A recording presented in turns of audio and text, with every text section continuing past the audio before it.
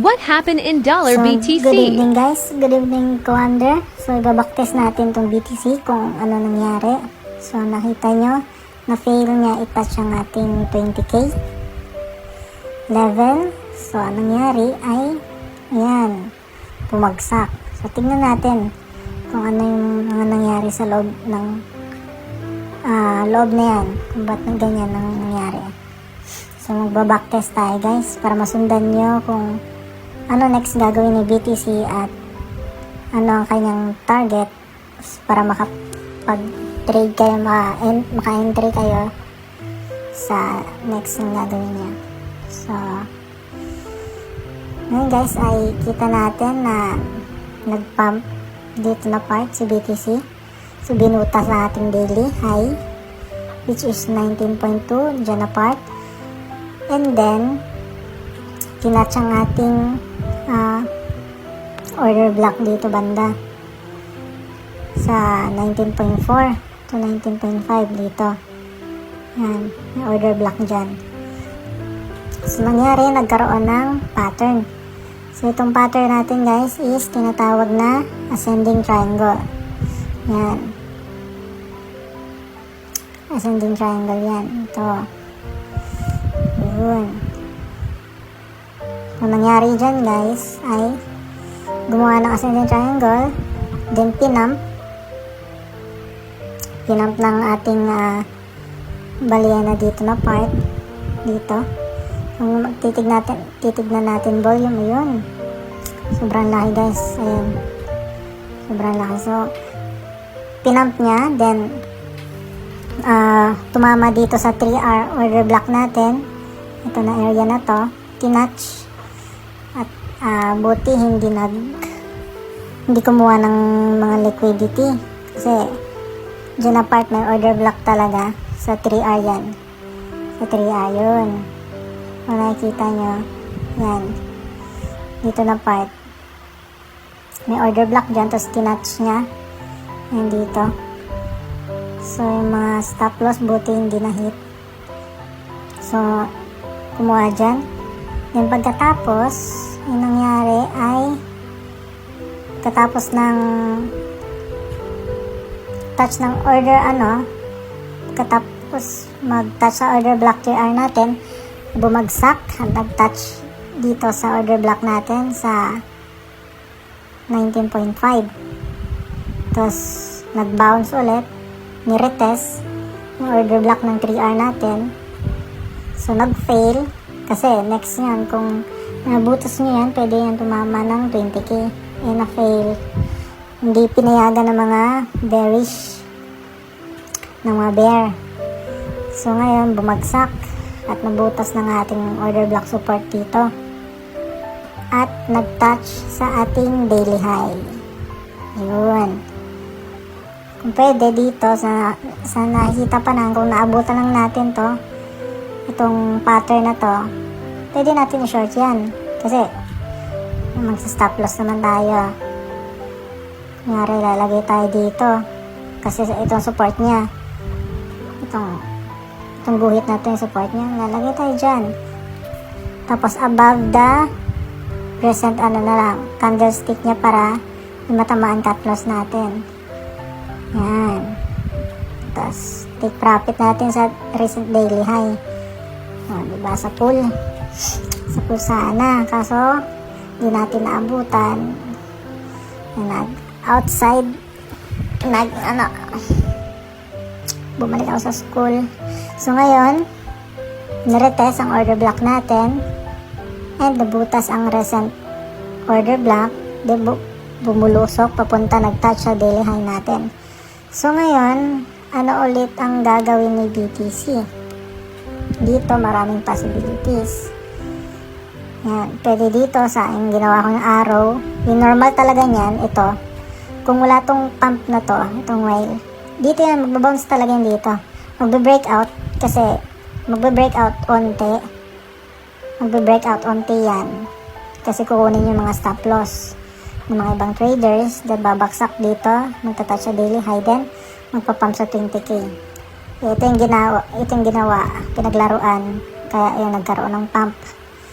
sinira yung sinira yung yung market structure saka yung price niya, yung price action niya. So ngayon nag-touch dito sa daily high, possibilities magko-consolidation yan dyan, gagawa yan ng panibagong movement, pangit na galaw. Yan, ganito lang guys pag sa pag-touch ng candle na yan, gawin nyo ng yan, pwede mag-consolidation yan, pwede nga dito din, maganda dito, babaakit lang yan dyan, nangyayari.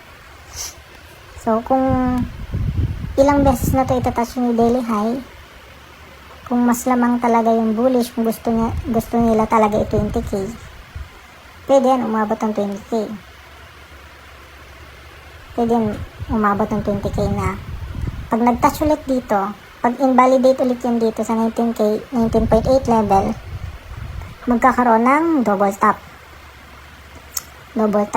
Yung double top na yan, parang liquidity yan na babaksak. Tapos pwede sila, pag bumagsak yun, babalik ulit siguro dito sa daily high, tapos yun, magpapump ulit sa 20k. Pero pag invalidate, triple top, yun talaga, babagsak talaga yun. Ilang beses na, kasi as long na nai-hit yung order block natin, kung resistance level, resistance na dito na part kasi invalidate na. So ilang beses na yun na-hit, ibig sabihin hindi na hihina yung parang hihina yung person niya na pwede siyang mabutas pag ilang touch na. So ngayon, yun yung possibilities niya papuntang 20k. If ever naman, if mabutas tong daily high, meron tayong gap dito guys, meron tayong gap dito. Kung titignan natin sa 1 hour, 2 hour, dyan natin sa 2 hour, yun, 2 hour gap. So lagyan lang natin guys ng 2 hour. Yung mga gap guys, pabalikan talaga yan, kailangan balikan, hindi pwede hindi. So ngayon guys, yan, yung dito nga din may gap nga din, pwede yung balikan, tapos yun, bumaba sa worst case. So ngayon guys, pag nabutas tong daily high natin na around 19.2, pwede yan siya bumalik sa 2 hour gap natin, kukuha ng babalikan niya. If ever na bumalik dyan, pwede mag-bounce, then mabubunggo ulit sa daily high, so dyan na naman maglalaro. Then if dire-diretso siya dito, pag nakuha yung gap natin, tapos nilaro na naman, sinira yung pattern na talaga dapat 20k,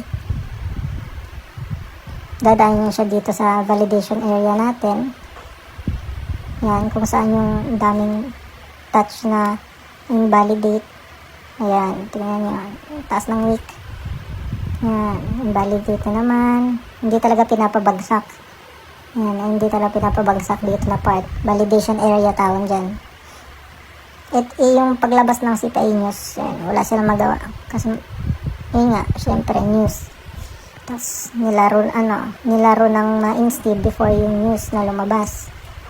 Yan, tingnan yung nilaro, sa nagpump yung good news yung CPI. So pag bumagsak yan sa daily low, pag bumagsak ulit yan sa daily low na galing dito sa natin, pwede yan dito sa order block, sa 1 hour order block, pwede yan siya dyan mag-bounce, tapos balik na naman sa taas, baka bubutasin na lang itong area na to.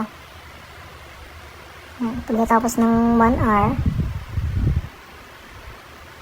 pag worst case scenario niya is babalikan na itong maliit na order block natin dito sa around 18.4. Ayan, saka mag-bounce pataas ulit.